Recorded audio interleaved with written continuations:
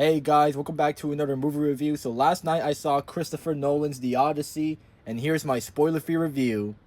Now before I get started with this review, let me go ahead and say this first. I am a huge fan of Christopher Nolan. I think he's one of the greatest directors of all time. I love so many of his movies like the Dark Knight trilogy, Inception, Interstellar, Oppenheimer. Like, dude, this man does not miss. He has never made a single bad film in his entire career. And when I heard that Christopher Nolan was making a movie adaptation of the classic Homer epic of the same name, I was super excited. I loved every single trailer that came out for this movie, and that's how I got so excited for this movie. And this was easily in my top 5 most anticipated movies of the year. And now that I have seen this movie, guys, I hate to say this, but The Odyssey might be one of the worst movies I've ever seen in my life.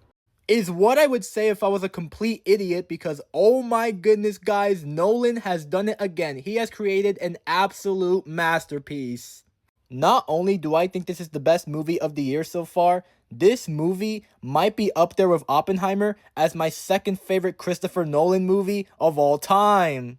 I do not give a Trojan horse-sized crap if you disagree with this review, because this film was amazing. There are a lot of things to process here, so let's break down the best and worst parts of the movie.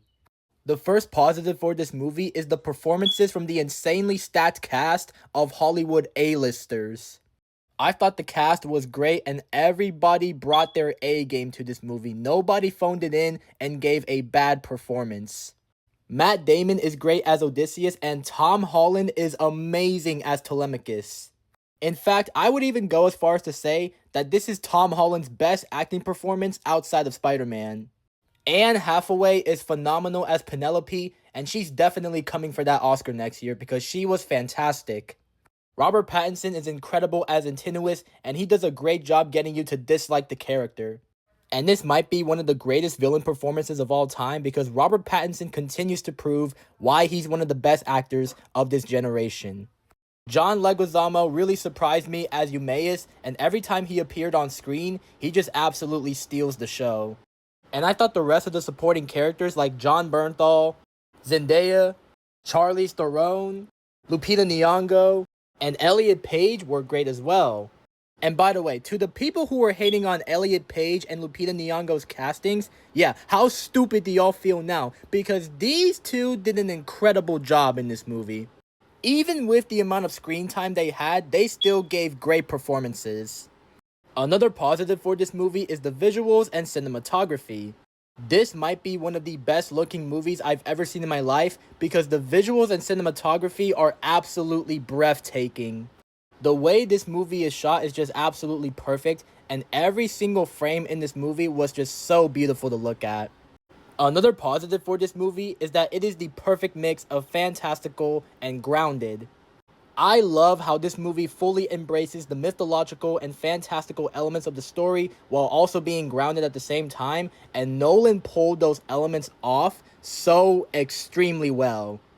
Another positive for this movie is that it is unlike anything we've ever seen in Christopher Nolan's filmography. This might be the most horrifying movie that Nolan has ever made because I was not expecting to see some horror elements in this movie, but I thought those elements were done so well. For example, the Cyclops sequence in this movie was something that was ripped straight out of a horror movie, and it was absolutely insane. And there's a scene with Samantha Morton's character Cersei that is genuinely one of the most disgusting and vile scenes I've ever laid my eyes on. Like, I'm not even kidding, guys. This scene made me feel nauseous and I nearly wanted to throw up in the theater.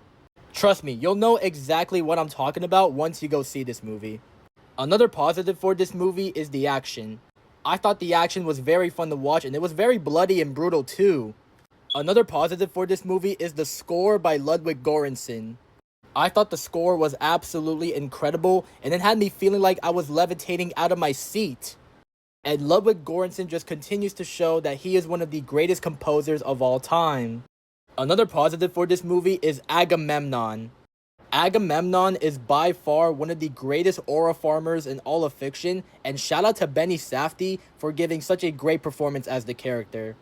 And the final positive for this movie is the final act.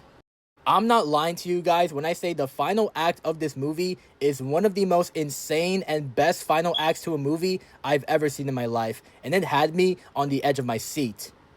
Now on to the negatives. My one small gripe with this movie is that the beginning was a little slow, but once we get to the middle and the end, that's when the movie really started to lock in and I was thoroughly entertained from start to finish.